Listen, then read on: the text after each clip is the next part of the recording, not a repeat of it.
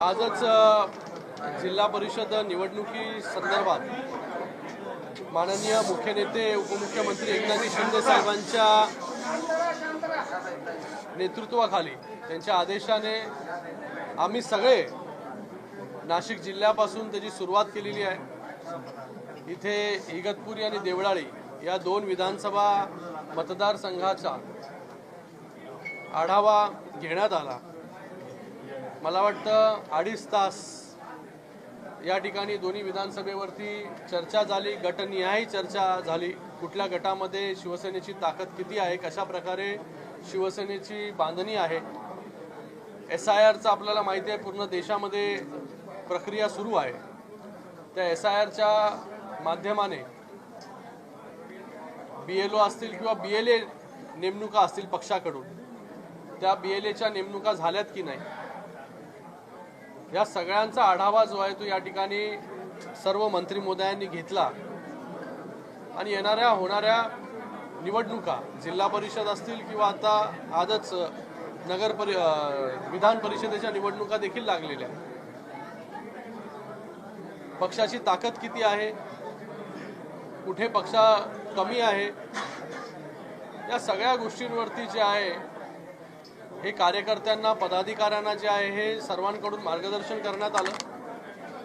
आणि येणाऱ्या काळामध्ये 100 विधानसभा म्हणजे जिथे जिथे 22 जिल्हे आहेत, ज्या 22 जिल्ह्यांमध्ये जिल्हा परिषदेच्या निवडणुका आहेत, तिथे मी आणि त्याचबरोबर सर्व मंत्री जे आहेत हे पर्सनली त्या ठिकाणी जाणार आहोत, आढावा घेणार आहोत। आणि त्याचबरोबर राहणाऱ्या ज्या 158 जिथे जिल्हा परिषदेच्या निवडणुका झालेल्या आहेत पण त्या ठिकाणी होईल। सगळ्या ज्या काही गोष्टी इथे सांगितल्या गेल्या किंवा प्रश्न उपस्थित केले गेले या सगळ्या ज्या आहेत नोट डाऊन करण्याचं काम मंत्री महोदयांनी केलेलं आहे। आणि येणाऱ्या काळामध्ये जो काही समन्वय घडवायचा आहे किंवा कामं करायची आहेत ती नक्कीच या सगळ्यांच्या माध्यमाने होतील।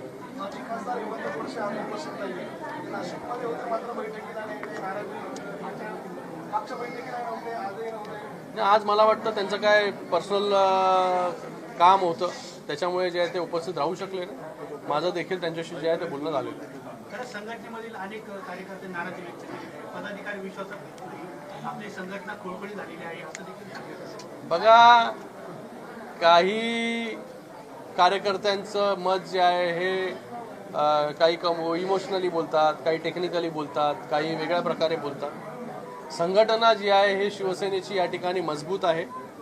म्हणूनच शिवसेनेला जे आहे ते येणाऱ्या मतलब झाल्या ज्या जेवढ्या निवडणुका आहेत त्या निवडणुकीमध्ये यश मिळालं।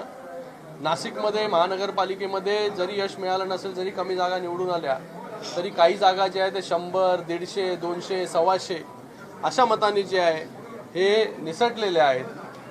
लोकांचा विश्वास जो आहे हा शिवसेनेवरती आहे, लोकांचा विश्वास शिंदे साहेबांवरती आहे।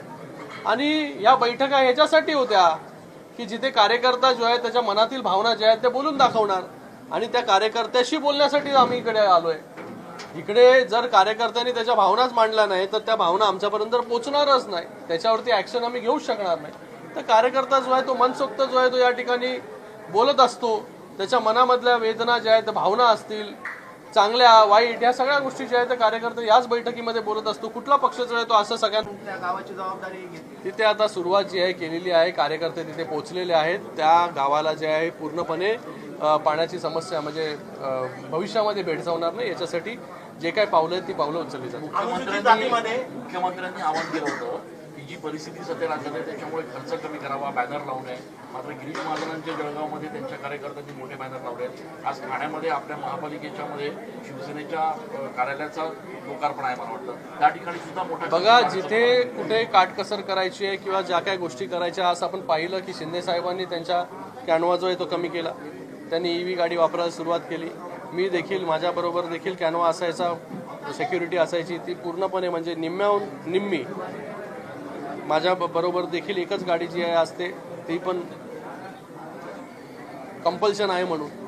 तर मला वाटतं जिथे जिथे गरज आहे या सगळ्या गोष्टी ज्या आहेत त्या सगळ्या लोकप्रतिनिधींकडून जे आहे ते करण्याचं प्रयत्न जो आहे सुरू आहे। आम्हाला सगळ्यांना माहिती आहे की परिस्थिती कशा प्रकारची आहे।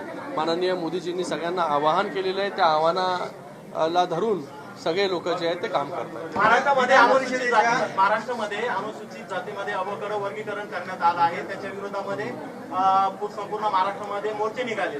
तर ह्या संदर्भामध्ये आपल्या पक्षाची काय भूमिका असेल? तसं तुम्हाला काय विषय? अरे सरकारमधले मंत्री बोलतील ना. महाराष्ट्रामध्ये अनुसूचित जातीमध्ये अवघड हे वर्गीकरण करण्यात आलं आहे. त्याच्या विरोधामध्ये संपूर्ण महाराष्ट्रामध्ये मोर्चे निघाले. तर आपल्या पक्षाची या संदर्भामध्ये काय भूमिका? मला वाटतं की या संदर्भामध्ये एक समिती गठीत करण्यात आलेली होती आणि त्या समितीच्या माध्यमातून जो काही अहवाल त्याप्रमाणे पुढचं मार्ग राहणार. परिषदेच्या आज जे निवडणुका जाहीर झालेल्या आहेत, नाशिक शिवसेनेने याआधी जागा लढवली होती. भाजप त्याच्यावर आदला बदल होणार आहे का? शिवसेना आपल्या जागा पुन्हा लढवणार?